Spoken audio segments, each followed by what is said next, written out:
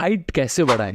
यार ये एक ऐसा क्वेश्चन है जो कि कई लोगों के लिए काफ़ी ज़्यादा वियर्ड है, तो कई लोगों के लिए काफ़ी ज़्यादा खौफनाक। और ऐसा इसलिए है कि हमारी सोसाइटी ने कुछ पैरामीटर्स बना रखे हैं, लड़कों के लिए अलग हैं और लड़कियों के लिए अलग। अब जिन लड़कों की हाइट बहुत ज़्यादा नहीं है, वो इस चीज़ को सोच करके काफ़ी ज़्यादा डिप्रेशन में रहते हैं कि यार सोसाइटी उनको एक्सेप्ट नहीं करेगी क्योंकि वो लड़के होने के बाद भी अपनी कम हाइट रखते हैं। तो ये हमारी सोसाइटी की एक थॉट प्रोसेस है, पॉइंट ऑफ व्यू है, पर्सपेक्टिव है, जिसको हम तो बदल नहीं सकते।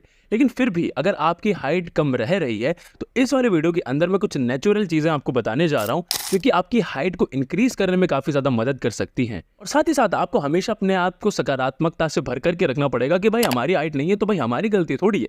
अब देखो, हाइट जो है कई चीज़ों पे बहुत ज़्यादा डिपेंड करती है, जिसके अंदर एक जेनेटिक्स भी आती है। तो अगर आपकी फैमिली के अंदर आपके पेरेंट्स की हाइट बहुत ज़्यादा नहीं है तो प्रोबेबिलिटी है कि आपकी हाइट भी बहुत ज़्यादा नहीं हो। लेकिन दूसरी तरफ इसका मतलब ये भी नहीं है कि अगर आपके पेरेंट्स की हाइट अच्छी खासी नहीं है तो आपकी हाइट लंबी जा ही नहीं सकती। जा सकती है, लेकिन आपको कुछ चीज़ों पे काम करना पड़ेगा और वही काम मैं आपको इस वाले वीडियो के अंदर बताने वाला हूँ। और काफ़ी ज़्यादा प्राकृतिक है, जो कि आपके शरीर के अंदर तो कोई साइड इफेक्ट नहीं छोड़ के जाएंगे, उल्टा काफ़ी अच्छा इंपैक्ट आपके शरीर के ऊपर इसका पड़ेगा। देखो, इंडिया के अंदर एवरेज फीमेल की जो हाइट होती है वो होती है 5 फीट और पुरुषों की हाइट होती है 5.5 फीट।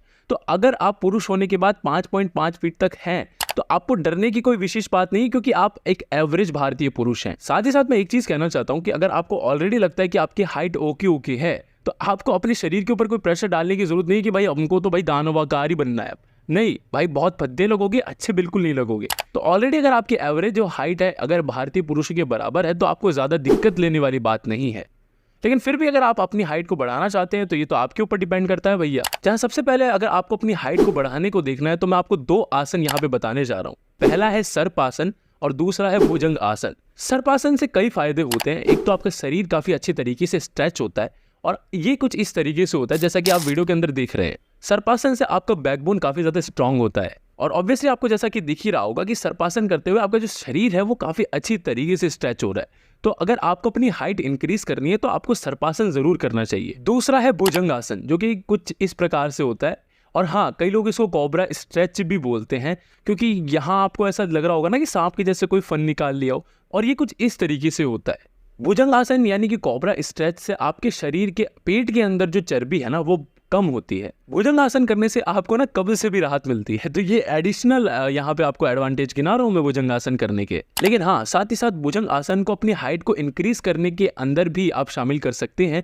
क्योंकि ये आपके शरीर को काफी अच्छे तरीके से स्ट्रेच करता है। और हाइट बढ़ने का दूसरा मतलब यही तो है कि आपकी जो हड्डियां हैं वो लंबी हो, बढ़े, उनकी ग्रोथ हो। तो यार ये 2 ऐसे आसन है जो कि आपके शरीर को काफी ज्यादा स्ट्रेच करते हैं, आपके शरीर के अंदर सकारात्मकता लेकर के आएंगे और आपकी हड्डियों को काफी ज्यादा लंबा करेंगे। 2 आसन जो कि आपके शरीर को स्ट्रेच करने में और आपकी हाइट को इंक्रीज करवाने में मदद करते हैं। अब तीसरी चीज निकल करके आती है लटकना। जी हाँ, कुछ इस तरीके से आप अपने शरीर को इस तरीके से लटका सकते हैं किसी बड़ी चीज को देख करके। तो यार मेरे पास यही जगह थी जिसकी वजह से मैंने आपको सिर्फ बता दिया कि ये कुछ इस तरीके से आप अपने शरीर को लटका सकते हो और कोशिश करनी है कि मैक्सिमम टाइम जितना आप लटक सकते हो उतना आपको लटकना है। भगवान की दया से जब मैं 16-17 साल का था तभी मुझे किसी ने बता दिया था कि भाई इस तरीके से लटकने से हाइट बढ़ती है।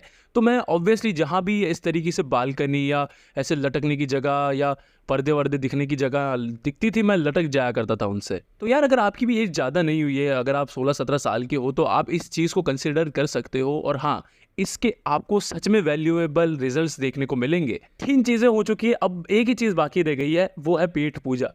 कि भाई खाएं कैसा जो कि हमारी शरीर की हाइट को बढ़ाने में मदद करे, हमारे शरीर को स्ट्रेच करने में मदद करे। अब देखो यार, खाने को तो वैसे बहुत सारी चीज़ें इस दुनिया के अंदर, लेकिन टू बी वेरी ऑनेस्ट मैं आपको बताना चाहूँगा कि बादाम एक ऐसी चीज़ है जो कि आपको मैग्नीशियम देती है, फाइबर देती है और विटामिन ई भी देती है। तो यार जो बादाम लोग खाते हैं ना, 4 खा सकते हो आप दिन में या सुबह उठ करके या फिर रात के टाइम सोते समय। तो बादाम एक काफ़ी इम्पैक्टफुल ड्राई फ्रूट होता है जो कि आपके शरीर को काफ़ी अच्छी एनर्जी देता है।